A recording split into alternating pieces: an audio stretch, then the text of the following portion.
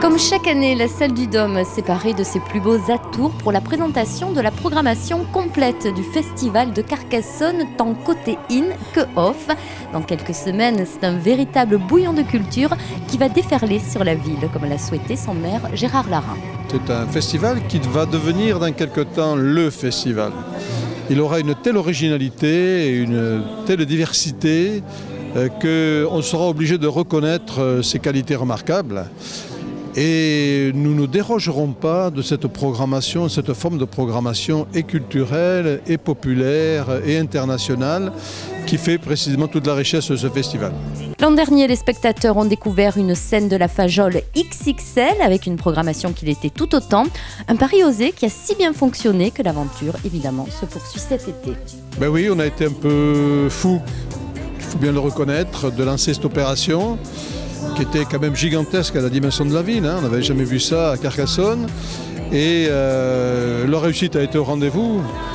De sorte que cette année, nous repartons sur le site de la Fajole avec une soirée supplémentaire et une grande vedette internationale, mondialement connue bien évidemment, et d'autres vedettes également de très grande qualité.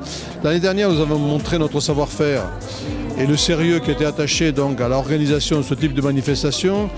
Les producteurs internationaux sont venus, ont vu ce qu'on était capable de faire, et là cette année on a le résultat que l'on sait, avec une très belle programmation. Opéra, danse, théâtre, concert, un festival qui fait autant la part belle aux artistes nationaux, internationaux qu'aux acteurs locaux, comme s'en réjouit Jean-Louis Besse, adjoint à la culture. Je crois que c'est finalement ce qui fait la singularité du Festival de Carcassonne, c'est d'aborder toutes les disciplines artistiques et au-delà donc de la diversité des disciplines, c'est aussi permettre à des artistes régionaux, à des artistes même locaux, de pouvoir se produire finalement quasiment en doublon avec des grosses pointures.